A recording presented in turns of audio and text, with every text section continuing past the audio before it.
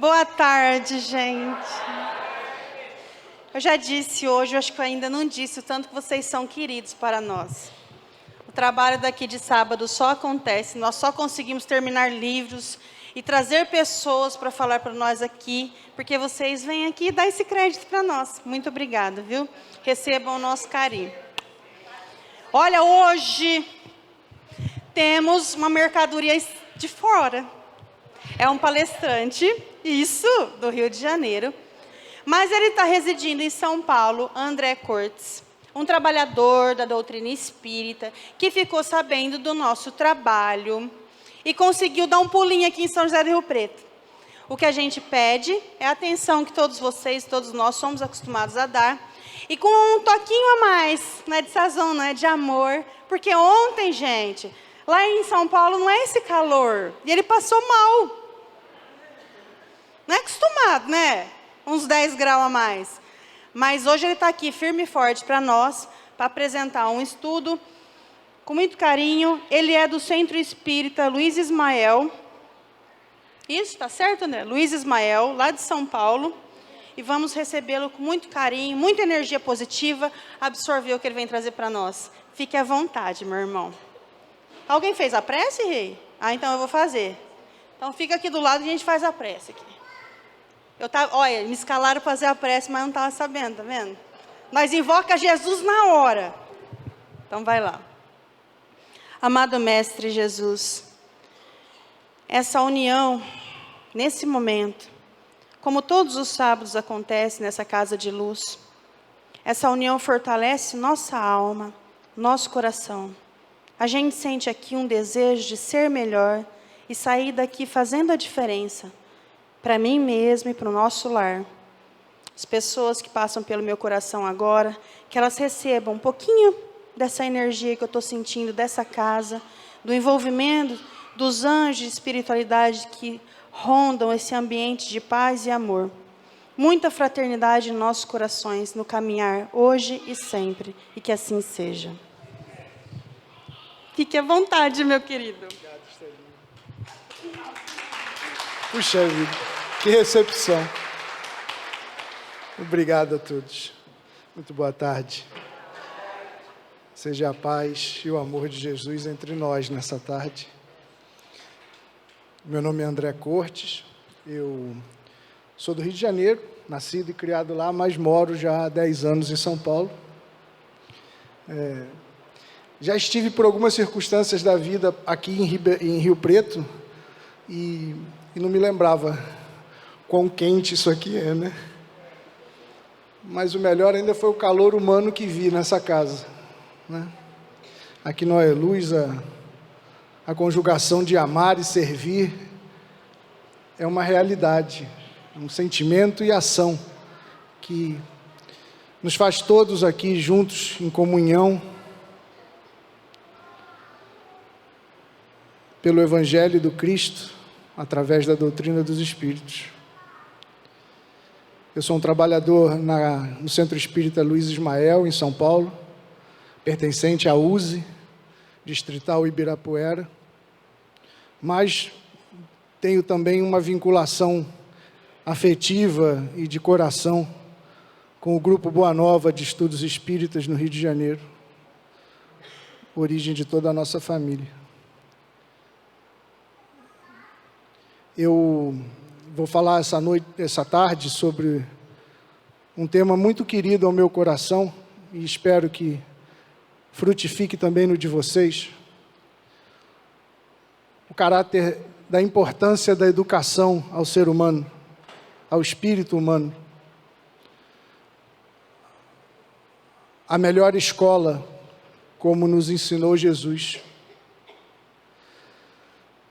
Essa semana, no estudo em nossa casa, estudo do Livro dos Espíritos, uma das frequentadoras trouxe uma questão para o debate, porque ela se sentia muito incomodada com, segundo ela, o caminho que a infância tem tomado hoje em dia, preferindo muito mais as atividades de tecnologia, de joguinhos, do que aquelas brincadeiras que se diziam mais saudáveis, na infância de antigamente.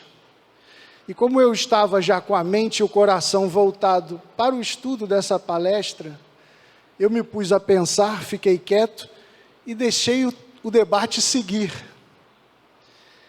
E foi aí que me lembrei de buscar a inspiração numa mensagem do Espírito Antônio de Aquino, que consta no livro Como Educar Meus Filhos, trazido a nós pelas mãos bondosas da Brunilde Mendes, do Espírito Santo, ditado pelo Espírito Ecleia,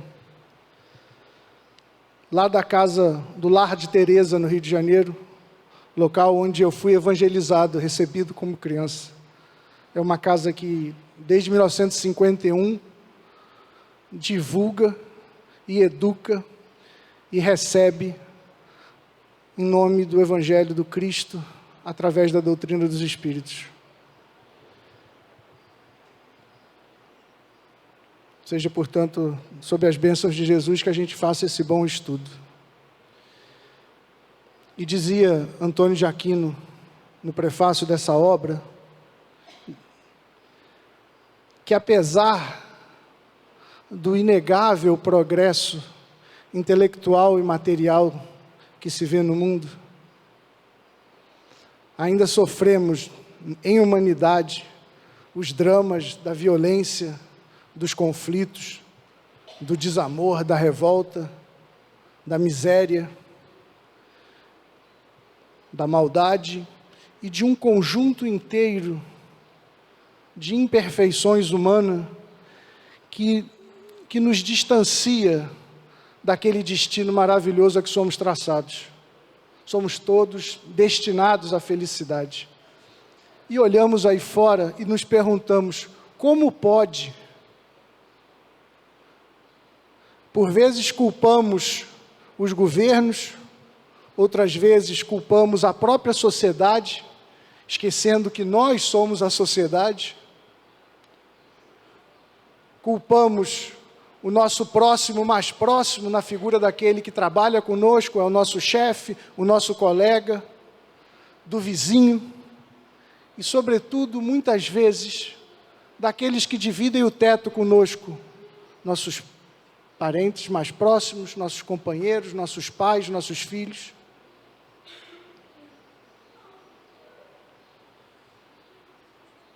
Na verdade, a mensagem tem que ser positiva, porque ainda que seja um fato de que se progride muito e há um desequilíbrio entre cérebro e coração, há a lei de progresso e nada estaciona. O nosso progresso moral como humanidade segue adiante. É bem verdade que há passos de tartaruga e sem vontade, como dizia o cantor, passos de formiga e sem vontade, mas segue adiante. Muitas vezes nós estamos restritos nesse momento da nossa vida, e aí vimos, como você pode estar pensando nisso, se lá fora a violência cresce, as drogas assolam as famílias? Como nós podemos imaginar que há progresso moral? E aí eu me recordo de um amigo que partiu ainda esse ano, ele era aqui de Buritama, eu acho que Buritama não fica muito longe daqui. E o Adilson, querido, dizia sempre assim, quando a gente ia discutir essa questão relativa ao progresso moral. Olha, quando eu era criança, nós matávamos passarinho com espingarda de chumbinho e atiradeira. Hoje isso é inconcebível.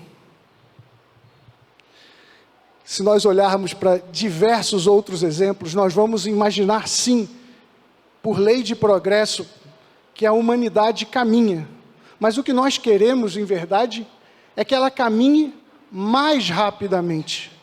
Não nas coisas do progresso, da ciência apenas, mas, sobretudo, nos aspectos morais.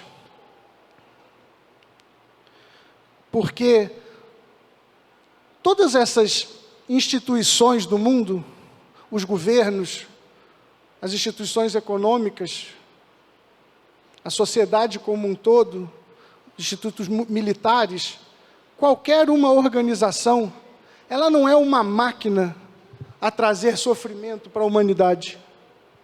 Ela é composta de homens, mulheres.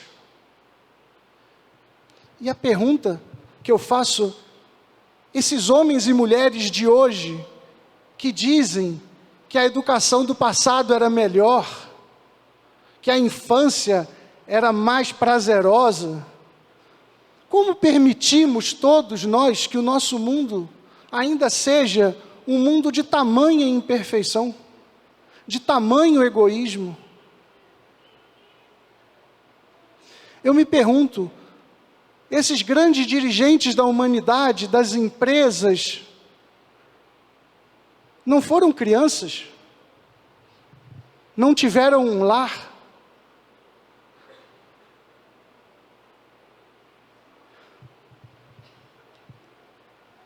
Há 7 perguntas que eu quero dividir com vocês, que importam na nossa reflexão em relação a isso. O que faltou àqueles homens e mulheres? Por que ainda não são homens de bem? Terá sido a falta de mãos firmes a lhes conduzirem nas rebeldias da infância? Ou terá sido a ausência de afeto e compreensão perante as suas angústias da adolescência? Ou a carência dos exemplos de fé e fraternidade aos jovens na construção dos seus ideais? Ou tudo isso e ainda a escassez, a falta de palavras e abraços orientadores? Aonde está na sociedade o movimento que olha para as crianças e os jovens dos lares desfeitos e perdidos na violência e no desamor?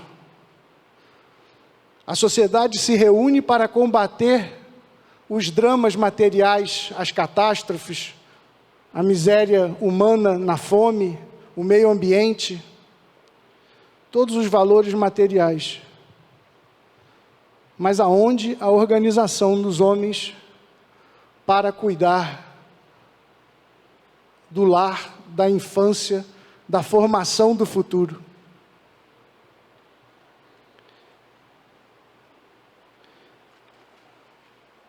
Me recordo do prefácio do livro do Evangelho segundo o Espiritismo, quando o Espírito de Verdade, num tom poético, nos diz que os Espíritos do Senhor, que são as virtudes dos céus, como um enorme exército que se movimenta, ao receber a voz de comando, espalham-se por toda a face da terra. Semelhante a estrelas cadentes, eles vêm iluminar o caminho e abrir os olhos aos cegos. Nós temos que dar seguimento a essa tarefa, porque há uma enormidade de espíritos, homens como nós, almas humanas, adormecidas, com as suas mentes presas ao materialismo, o coração endurecido pelas experiências. E nós temos o dever humano daquele que nos ombreia, aos trabalhadores da última hora, de acordá-los, abrir os olhos.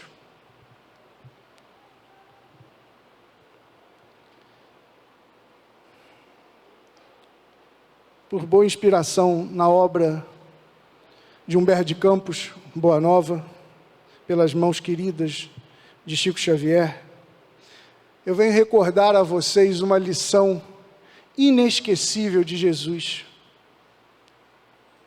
E convido a vocês a ouvirem e pensando, sentindo como se estivessem há 2000 anos atrás, quando o mundo ansiava por uma renovação. E naquele momento, o Cristo, ainda jovem, criança, assombrava no templo, falando de coisas que chocavam o convencionalismo da época, que realmente maltratava o coração daqueles que se achavam senhores de tudo.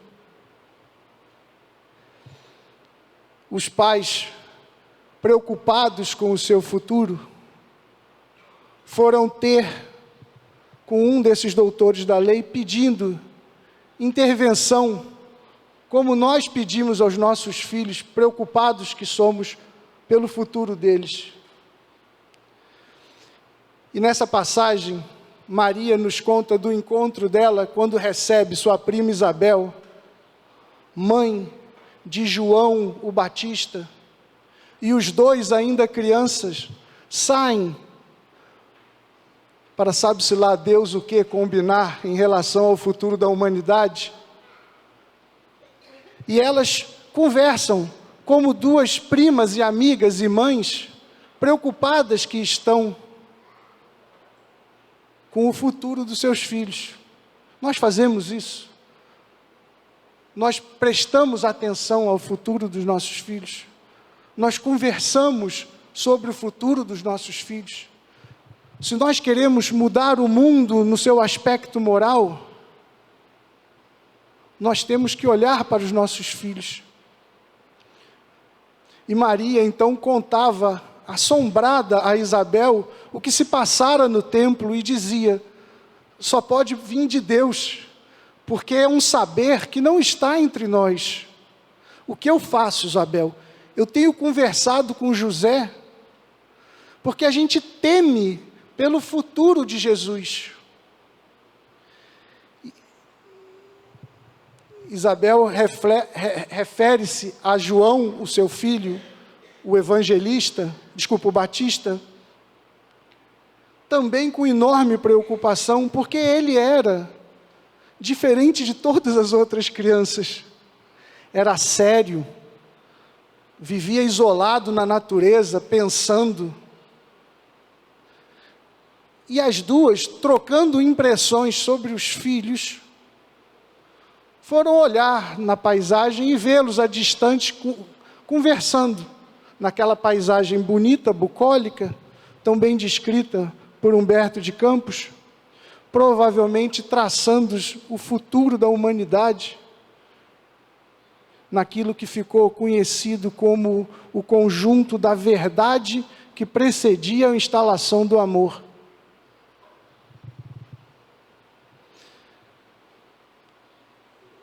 Maria então conta a Isabel, mais assombrada ainda, que depois que conversou com José sobre as preocupações em relação ao futuro de Jesus, quando ia se dirigir a Jesus, o pequeno mestre vira a ela e fala: mãe, o que queres tu de mim?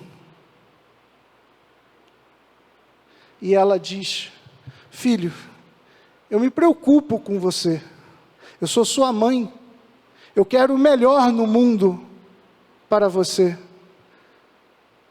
E ele responde: mãe, eu já não tenho dado testemunho de que estou em comunhão com meu Pai? Todos os cuidados e atenções da terra são válidos, mas o meu Pai quer que a gente atue onde a gente pode ser útil, e é assim que eu escolho a melhor escola, que é o tema da nossa palestra. E vocês sabem qual foi a melhor escola que Jesus escolheu? Vocês sabem aonde Jesus caminhou na sua infância até o início da sua missão maior?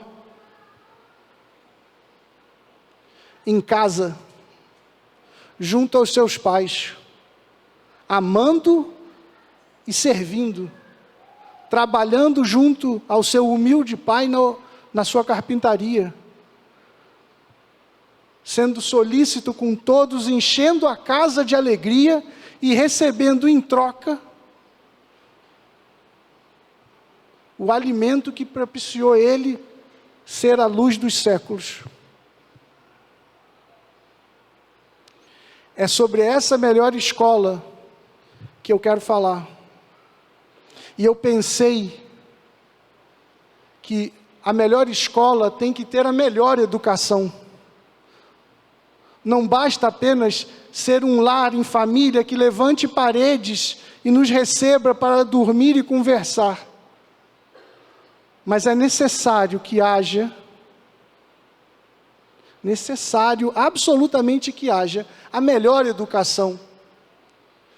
E assim é que eu me pus a pensar, por que não dizer propriamente sentir, de tudo aquilo que tenho lido, e da experiência de ser pai, das dificuldades de criar, das dificuldades de me reformar, porque no dia que descobri que ia ser pai, pensei, preciso mudar quem sou. Como vou guiar alguém nesse estado que tenho? Então, separei 4 aspectos para a nossa reflexão junta. E eu convido a vocês para ouvirem com o coração e ao mesmo tempo, buscarem pensar em que extensão lhes afeta, em que extensão diz sentido a vocês. O primeiro desses aspectos é o exemplo. O segundo é a palavra. O terceiro, o evangelho. O quarto, a dor. E aí nós veremos as maravilhas que esse conjunto opera sobre o coração e a mente humana. É muito comum a gente ouvir como falar do exemplo, né? Alguns ditados populares que dizem, olha, o exemplo não é a melhor forma de educar, é a única forma de educar. Ou ainda, a palavra convence, mas o exemplo arrasta. Muito bem, o amor representa o conjunto de todas as virtudes. E aqui eu destaco com ênfase na palavra, para que chegue bem ao ouvido de vocês. Firmeza é amor. Disciplina é amor. Limite é amor. Ordem é amor. Mas compreensão também é amor. Paciência também é amor. Afeto é amor. Perdão é amor. Os Espíritos nos ensinam que a virtude mais meritória é aquela que nos impõe o sacrifício de nós mesmos. Portanto, eis aqui uma excelente oportunidade aos pais se reformarem, porque se será pelo nosso exemplo que educaremos os nossos filhos, me permite comparar isso a essa singela garrafinha com água que eu posso oferecer a alguém com sede. Eu tenho que cuidar para que a água aqui dentro seja fresca e pura.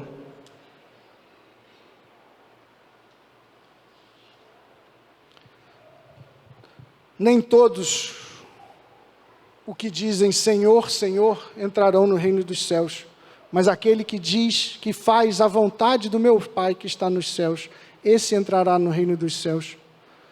Nós achamos por vezes que basta trazer a palavra do Senhor à boca para darmos bons exemplos aos nossos filhos. Nós achamos por vezes que nos reunirmos os nossos templos de reflexão, de estudo, de religião, de aproximação com o alto, 2, 3 vezes por semana, nos fará melhores pessoas para o convívio com nossos filhos, para com o exemplo com nossos filhos. A gente consegue 4, 6 horas por semana, aqueles que são mais dedicados. Tira as horas que você está dormindo, não dá 5, 4% do seu tempo acordado. Imagina pegar um pedacinho dessa parede, comparar com aquilo tudo. Não é neste pequeno esforço, ainda que válido, de vir a casa, se colocar numa posição positiva. Não, eu não vou discutir. Não, eu vou falar doce. Não, eu vou ser solícito, vou sorrir a todos. Não, eu vou compreender. Por 5, 6 horas por semana. O que conta é o que nós somos.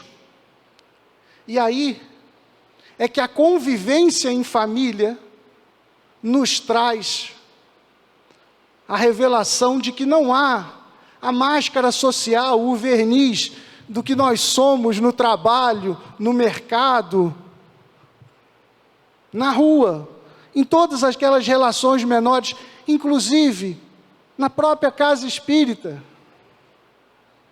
Porque em casa não há máscara. Em casa nós somos o que nós somos. Nós conhecemos os que convivem conosco. Nós conhecemos os nossos afetos e conhecemos os nossos desafetos.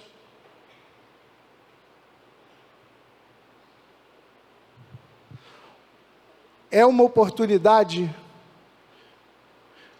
de reforçar os laços, de remendar os laços. A convivência em família une o doce do amor com o amargo do desamor.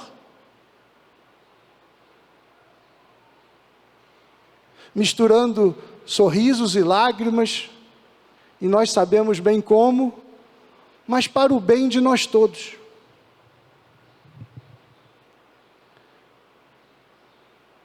Pensem, não é assim também na casa de vocês? Alegrias e tristezas, o encontro com outras almas que parecem parte da nossa alma, e por vezes encontro com outras almas que nós não vemos nada parecida com a nossa alma, que nós não nos damos bem, nós temos atritos.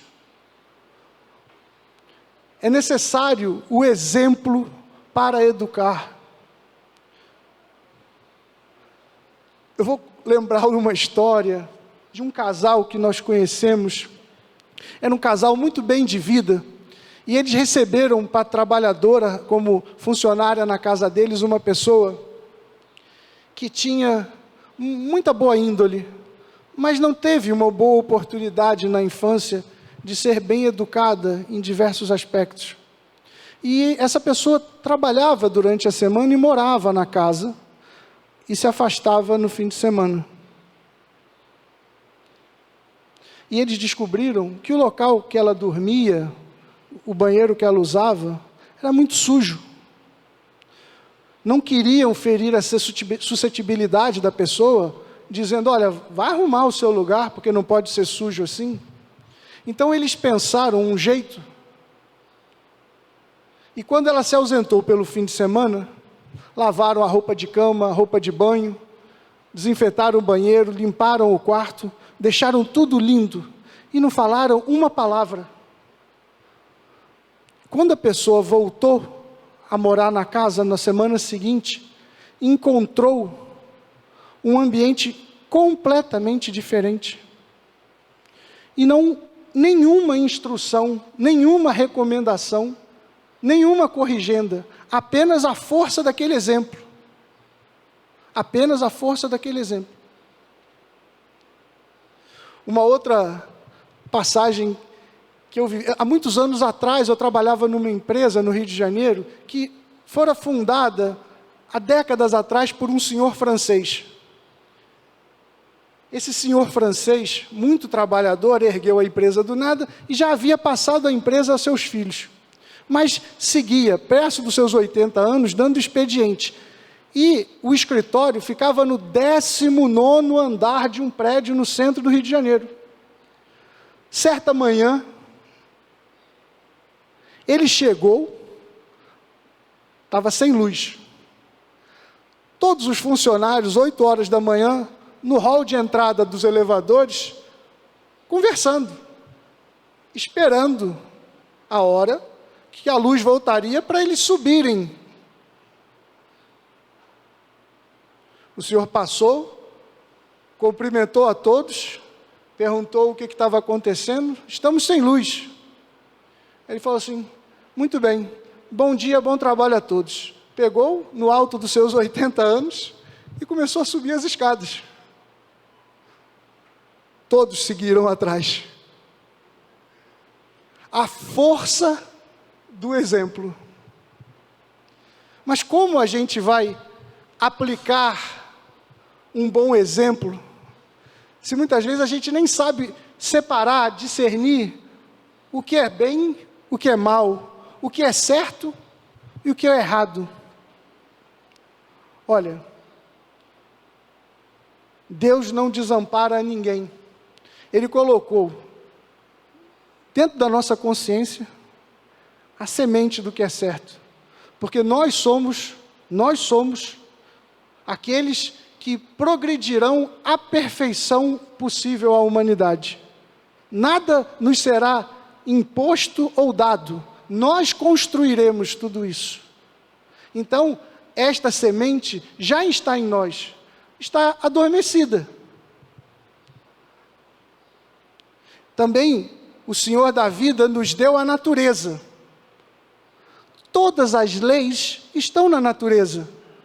Kardec, observando a natureza, codificou a doutrina espírita. Tantos outros cientistas, observando as leis da natureza, mudaram o caminho da humanidade. Deus, que não nos desampara, nos deu o Mestre amado como guia, como modelo para seguirmos. E como se não bastasse, para que fosse expandido os conhecimentos do Cristo, para que fosse aprofundado as suas explicações e os seus impactos na vida humana, nos concedeu o Consolador, a doutrina dos Espíritos. Portanto, eu vou na doutrina dos Espíritos. Um minuto, por favor. Eu vou na doutrina dos Espíritos para ler aquilo que deve ser a nossa conduta,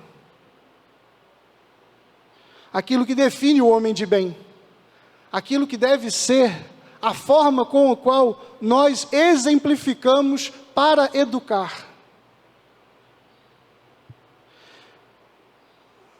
O verdadeiro homem de bem é o que cumpre a lei de justiça, de amor e de caridade na sua maior pureza. Se ele interroga a consciência sobre seus próprios atos, a si mesmo perguntará se violou essa lei, se não praticou o mal, se fez todo o bem que podia, se desprezou voluntariamente alguma ocasião de ser útil, se ninguém tem qualquer queixa dele, enfim, se fez a outrem tudo o que desejaria que lhe fizessem. Deposita a fé em Deus, na sua bondade, na sua justiça e na sua sabedoria. Sabe que sem a sua permissão nada acontece e lhe submete à vontade em todas as coisas. Nós procedemos assim ante as dificuldades. Tem fé no futuro, razão porque coloca os bens espirituais acima dos bens temporais. Sabe que todas as dificuldades da vida, todas as dores, todas as decepções são provas e as aceita sem murmurar. Possuído do sentimento de caridade e de amor ao próximo, faz o bem pelo bem. Sem esperar paga alguma, retribui o mal com o bem, toma a defesa do fraco contra o forte e sacrifica sempre seus interesses à justiça. Há uma relação extensa de código moral, de conduta para o homem de bem, que quando nós lemos, nos assemelha muito aos santos homens, de tão distante que está de nós. Mas não é. É apenas aquilo que nós, na condição humana, temos o dever de perseguir. Nós não temos o dever agora de fazer, mas nós temos o dever de nos esforçar ao máximo por conseguir. Lembra, quando eu disse que a virtude mais meritória é aquela que põe sacrifício. Eu preciso me sacrificar em favor dos meus filhos, em favor de mim mesmo. Eu não posso mais usar dos argumentos de que estou cansado, de que estou irritado, de que vocês não sabem como foi o meu dia. Porque é nesse vazio que vão surgir todos os problemas que hoje voltam para nós na humanidade.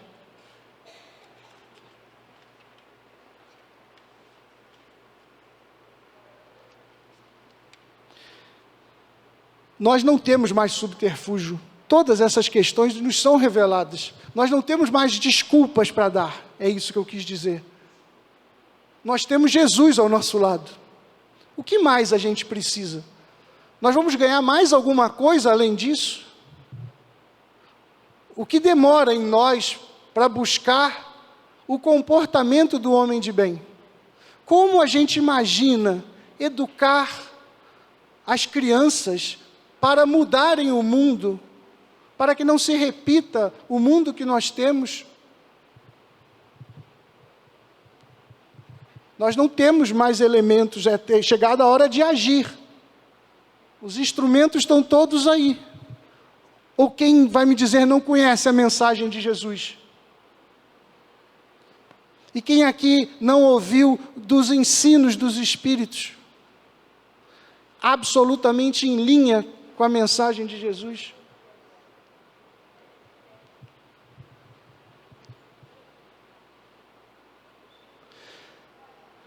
O apóstolo dizia assim: quando eu era criança, eu pensava, agia e falava como criança. Mas agora que eu sou homem, deixei de lado as coisas de criança. Refere-se ao apóstolo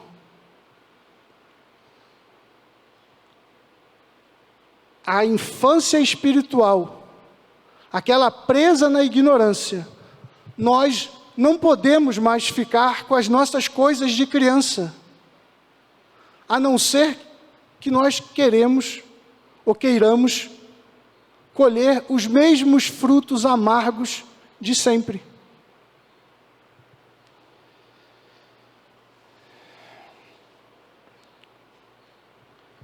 Eis aí o primeiro dos pontos a cobrir, o exemplo.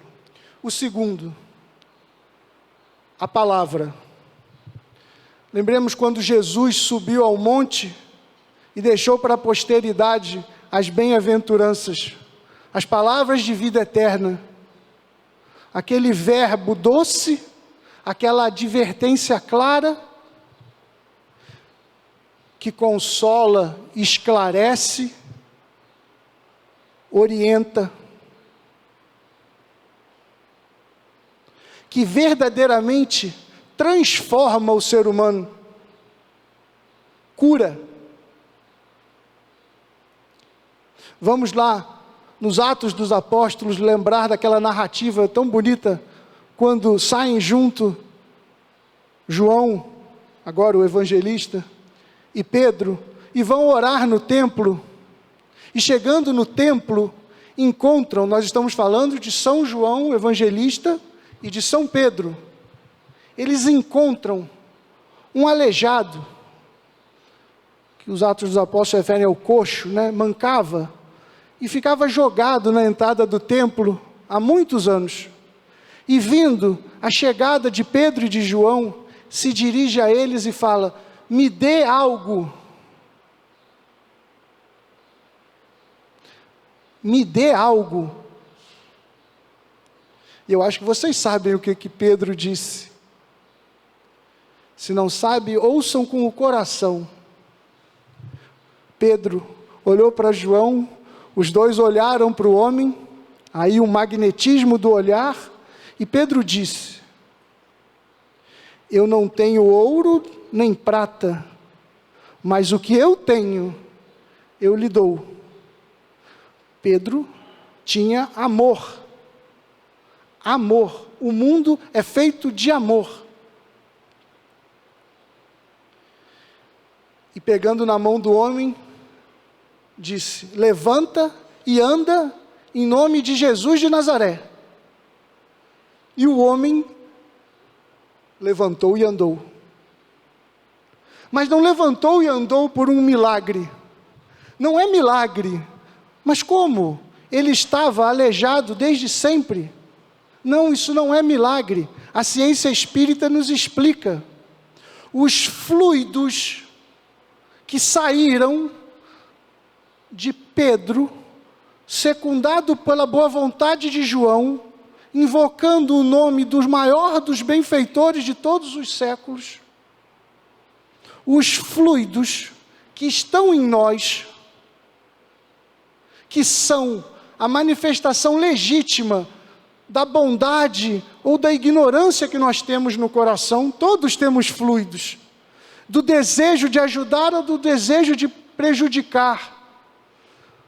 Quanto mais puro a nossa intenção, quanto maior o nosso sentimento, nós verdadeiramente podemos curar, transformar, educar pela palavra. Eu me recordo um livro que estudei em certa ocasião chamado Passes e Curas Espirituais. E lá nós conseguíamos avançar em imagens. Vamos ver. Eu falo aqui e reverbera aí.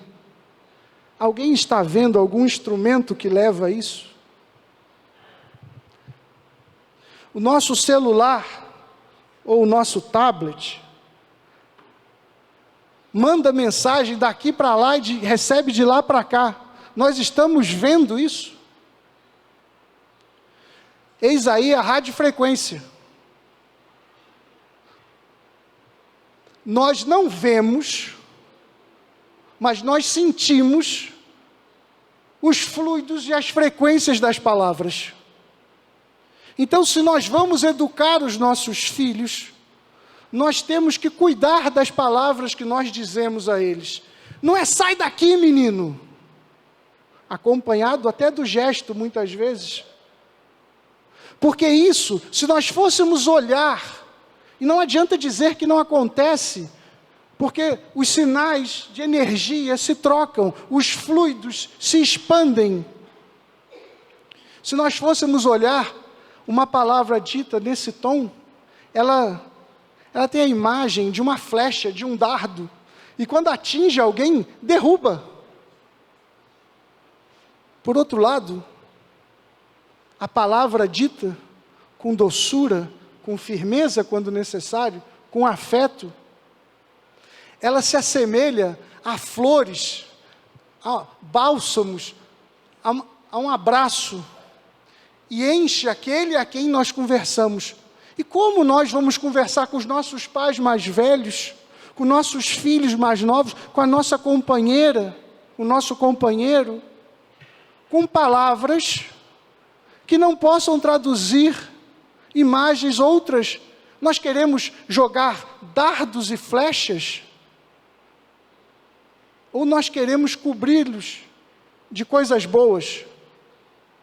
Porque eu lhes digo que a palavra impregnada de amor, a palavra impregnada de amor, depois que nós damos a oportunidade aos pequenos de expressarem os seus sentimentos, porque nós temos que ouvir o que eles dizem, para que se revelem neles claramente quais são os medos, quais são as preocupações, os sonhos, o que eles pensam. Essa palavra, ela funciona, ela dissolve os quistos, os caroços emocionais que nós trazemos e construímos na nossa vida. e que já trazemos de outras vidas. A palavra cheia de afeto, ela inocula, né, como se fosse uma injeção desses fluidos, e que se nós rogarmos ao alto o auxílio dos benfeitores, nossa palavra estará ainda mais adocicada, e vai inocular lá dentro dos nossos queridos, em casa, esses fluidos que vão fazer um trabalho como se fosse uma operação. Eles vão retirar os pensamentos estragados, doentios, tristes, rebeldes, irritadiços, e vão colocar, substituir por pensamentos sadios.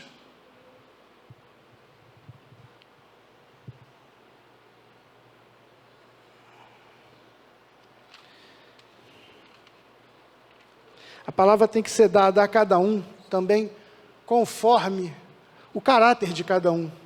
Há que se ter firmeza, como eu disse, que também é amor. Há que se ter doçura, que também é amor. O nosso lar, ele tem que ser o local onde as manifestações verbais sejam de amor. Não se iludam. Jesus curava pela aplicação das mãos. São os mesmos fluidos, a mesma potencialidade daquelas palavras que saem de nós. Nós temos que cuidar em nossa casa para que a palavra dita sejam palavras boas e úteis. Muitas vezes isso é difícil. Muitas vezes isso é muito difícil. E aí nós vamos lembrar o apóstolo Paulo também a dizer que todo bem que eu quero fazer, eu não consigo. Todo mal que eu não quero fazer, eu ainda faço. Eu não queria falar assim com você, me desculpa. Mas eu falei. Puxa, eu perdi a oportunidade de conversar bem com o meu filho, agora ele acabou de sair para a rua, chateado. Se eu já tenho essa noção, eu vou contar uma historinha que eu conto para os meus filhos e para os meus queridos enteados. É a historinha dos 5 passarinhos. Vamos ver se vocês estão atentos e entendem. Haviam 5 passarinhos numa árvore. Um desses passarinhos decidiu voar. Quantos passarinhos ficaram? 5 estavam na árvore, um decidiu voar. Quantos ficaram? 4. Perfeito. Não. 5. Aí o meu enteado diria assim: tio, eu já sei por quê. Porque decidir não é fazer. Ele decidiu voar, mas ele não voou. Nós muitas vezes decidimos que seremos boas pessoas.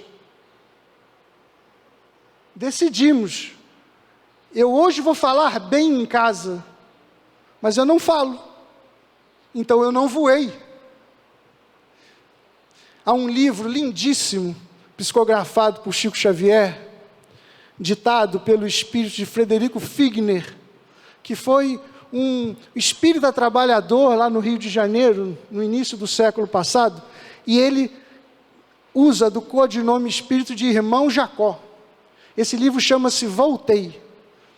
E lá pelo final, o resumo desse livro é basicamente assim: ele era um grande trabalhador espírita e julgava que, por ser um trabalhador espírita, no momento que passasse ao plano dos espíritos, tudo estaria resolvido e claro. E descobriu-se então um portador de inúmeras deficiências. E aí se viu constrangido, impelido a trabalhar, entender da sua natureza humana, trabalhar para construir os valores, e como aquele passarinho que apenas havia decidido voar, ele efetivamente bateu asas e voou. E veja que bonito como ele descobriu que estava voando. A Estela até contou um assunto hoje parecido com esse, que ele caminhava e se deparou com vários, assim, outros espíritos que não estavam na mesma sintonia e estavam causando ameaças, e ele se sentiu menor e fez aquilo que então aprendera, colocou toda a força do seu coração, orou profundamente, e enquanto ele se recolhia, ele percebeu uma luz que chegava, e ele falava: alguém vem em meu socorro, graças a Deus. E aqueles outros todos se afastaram, e ele, ainda sem entender de onde saía aquela luz, arroxeada, bonita, que espantou os malfeitores, e de repente ele começa a ver um vulto, e ele vê o seu amigo de antigamente, na seara espírita, lá do Rio de Janeiro, Bittencourt Sampaio. E Bittencourt Sampaio fala assim: irmão Jacó, levanta e abre os olhos, essa luz que você está vendo, é a sua luz.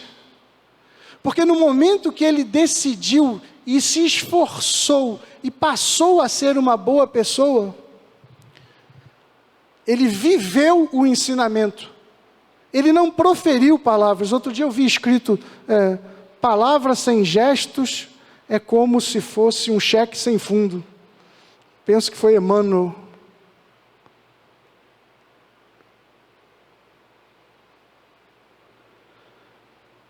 Assim nós cumprimos a questão das palavras. Vamos ao terceiro, acelerando por causa do horário, eu não sei bem quanto tempo nós temos. O Evangelho. O Evangelho é o pão da vida.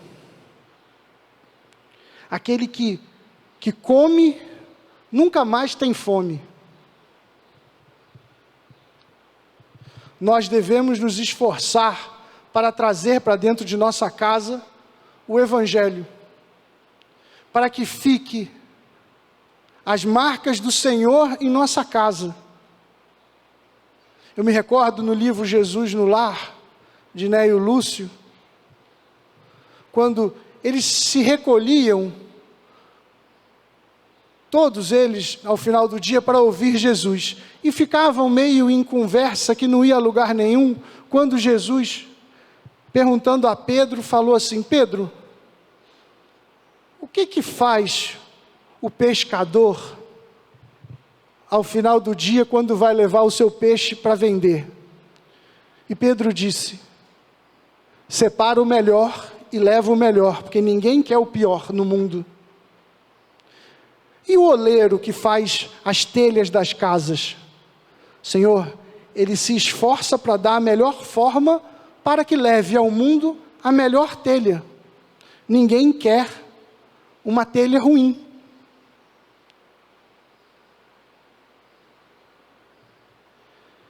Então o Cristo trouxe o ensinamento e falou assim: Pedro, assim deve ser também o seu lar. O lar é a escola das almas.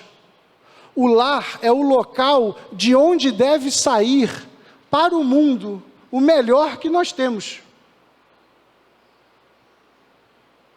É o mesmo conceito que Jesus dizia. O conceito de ser a melhor escola. E quando nós convidamos o alto a entrar em nossa casa, eles não precisam desse convite, mas quando nós docemente convidamos, a partir do Evangelho estudado e sentido em nossas casas, é como se uma onda maior de fluidos, de bondade, nos envolvesse. Altera o batimento cardíaco. Altera. Fica como uma sensação de quartinho de criança na hora de dormir. completamente diferente da vibração do mundo, porque o Evangelho é o ensinamento do Mestre. E sendo, portanto, o ensinamento do Mestre, nós devemos transformar aquilo como um porto seguro de referência, aonde todos podem se acomodar. Nossa casa vai vibrar luz, que vai ir à vizinhança, que vai ir à cidade, ao país.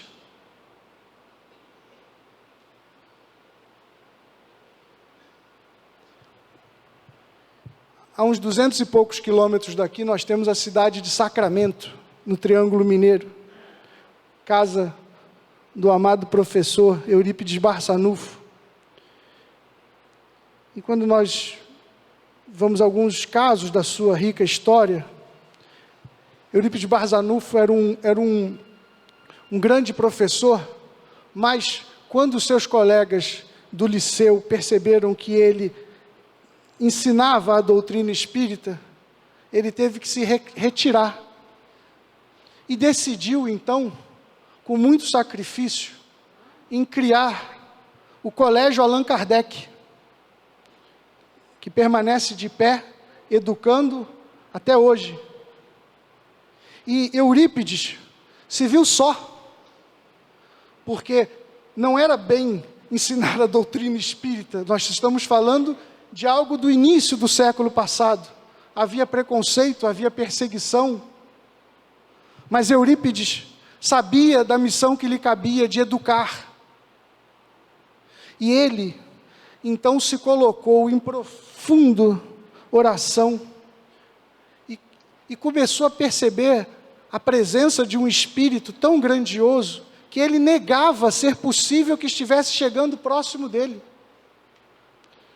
E ao negar, se viu tomado de um efeito mecânico sobre a sua mão, que lhe redigiu: Eurípides, mantenha o colégio aberto, organize aulas de matemática, astronomia e a doutrina espírita.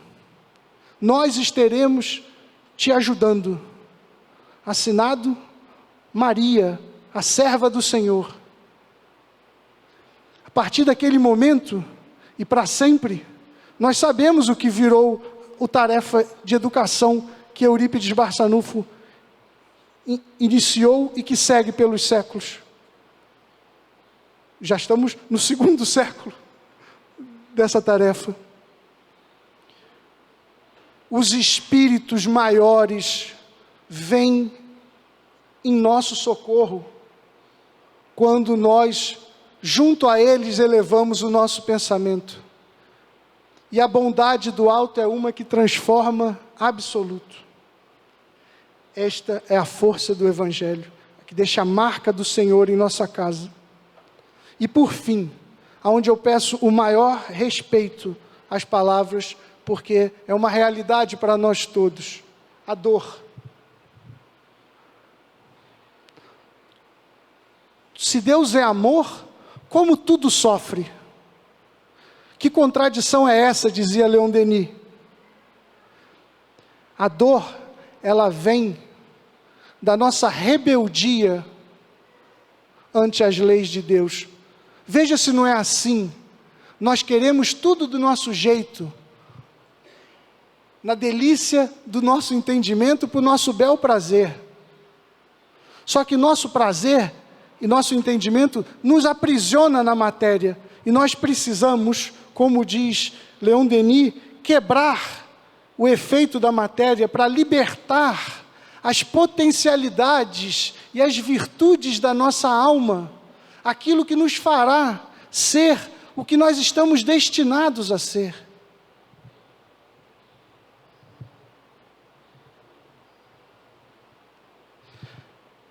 A dor é um mecanismo de educação e corrigenda, de reajustamento. É das piores sensações e sentimentos para um pai e uma mãe ver aqueles pequenos que foram embalados em casa, que foram envolvidos em amor, e ver-eles se perderem pelo mundo, apesar de todo o bem e todo o esforço que foi dispersado a eles.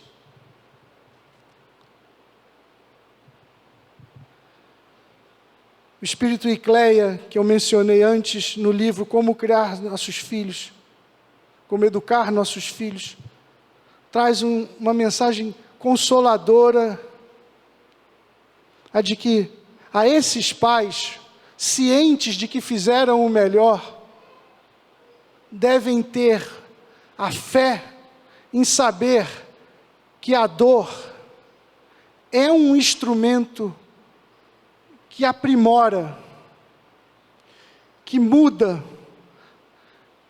que chega onde o amor ainda não chegou.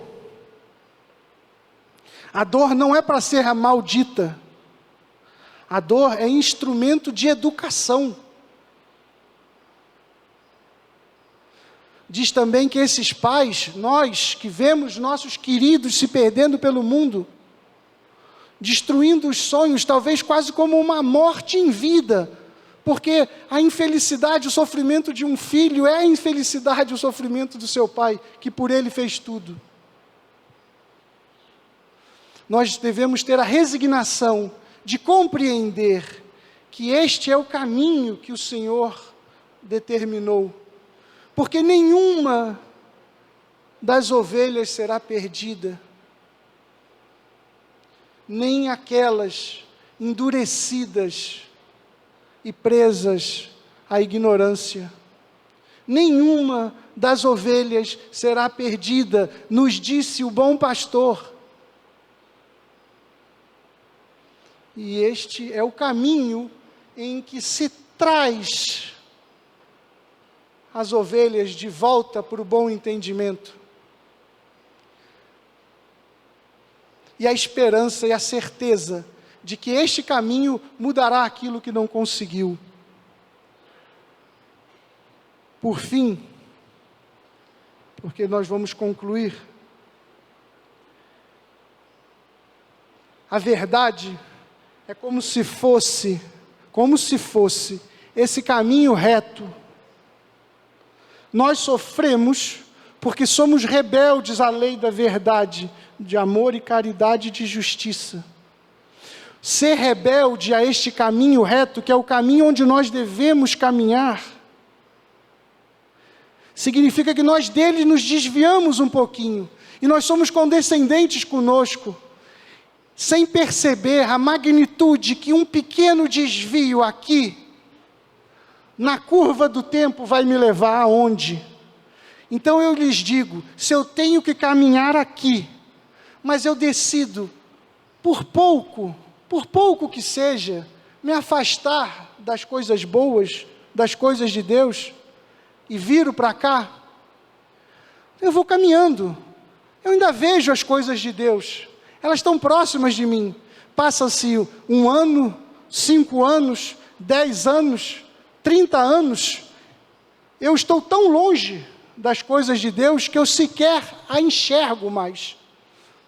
Mas como o nosso caminho verdadeiro é voltar para a lei de Deus, e como a lei de Deus exerce um magnetismo irresistível ao coração humano, porque nós somos dados a ser bons, belos, espíritos puros, com o nosso esforço. Quando nós nos afastamos, esse magnetismo da vida, os caminhos da vida, os mistérios da vida, eles tratam de nos trazer de volta ao centro. Só que como nós nos afastamos muito, o impacto é enorme e dói monstruosamente. E nós não temos como nos afastar disso, porque é da lei da vida. E nós temos como aqueles pais que aceitar que acontece isso para a nossa educação, dos nossos filhos. Só que quando volta de longe, é como, já viram uma bolinha de ping-pong? Quando a gente solta uma bolinha de ping-pong dessa altura, o que ela faz? Ela quica e ela volta, e ela volta, e ela volta, e ela volta, e ela volta, e ela volta, e ela volta, ela volta, até ela terminar. Este é um processo de educação pela dor. Bate e volta, bate e volta, bate e volta, bate e volta, bate e volta, bate e volta, bate e volta, bate e volta. Eu já não aguento mais tomar pancada. Eu me educo. Graças a Deus, eu me educo. Eu vou concluir. Não sei se estourei o tempo, mas eu vou concluir.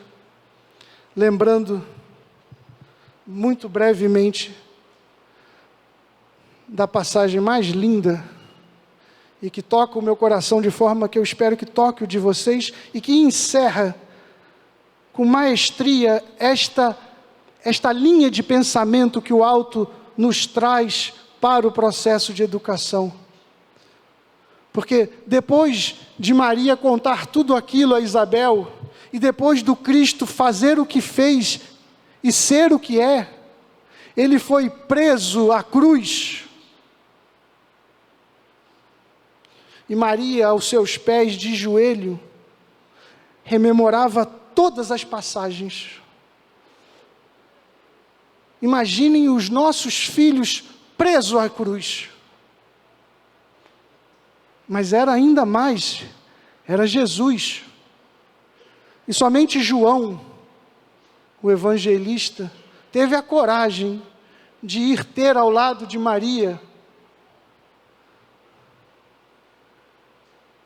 E no momento em que Jesus expirava na cruz, o auge do seu sofrimento, Maria, não aguentando mais, como nos relata magnificamente Humberto de Campos, também no seu livro Boa Nova, escrito por Chico Xavier, Maria, não suportando as dores, diz: meu filho.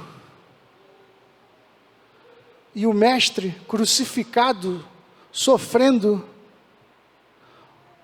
olha a Maria e fala: mãe, eis o teu filho. Filho, eis a tua mãe. Encerrando aí uma lição extraordinária de que aquela melhor escola que fortalecia os laços em família dentro do mesmo teto, iriam depois para ser a família da humanidade.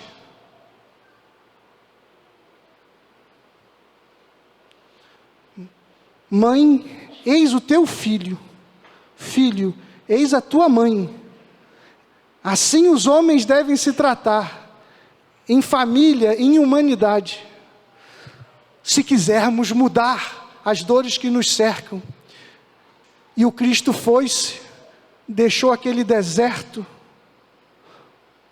mas continuou o trabalho, e Maria, junto a João, em Éfeso, ele cuidava da igreja, e Maria recebia os necessitados, os sofredores de todos os tipos, e lá dava uma palavra de carinho, trazia a eles a experiência de quem fora na terra, mãe do Cristo, de que aurira as melhores vibrações, os melhores ensinamentos. E por isso que fica conhecido como a sua casinha, como a casa da Mãe Santíssima, aonde todos os corações iam. E a ela a todos dizia: calma, que isso passa. Não passa o reino e o amor de Deus em nossos corações.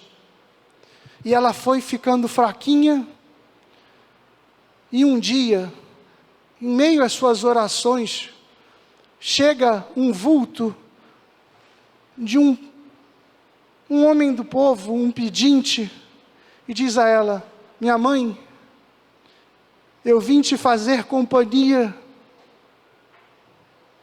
E ela estranha, porque naquele momento, todos iam a ela pedir algo, Era a primeira vez que alguém ia a ela oferecer algo.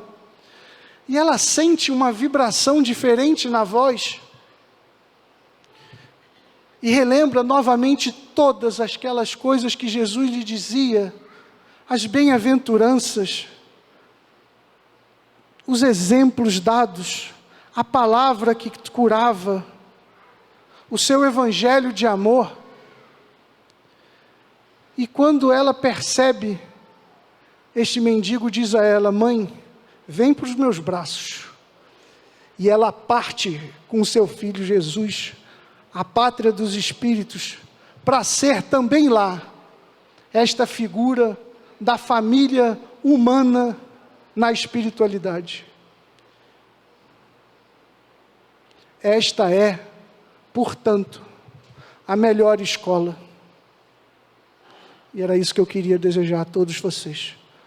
A melhor escola para a vida de vocês seja o lar, seja o Evangelho do Cristo, seja o esforço sagrado de cada um, para que nos eleve às alturas que somos todos destinados.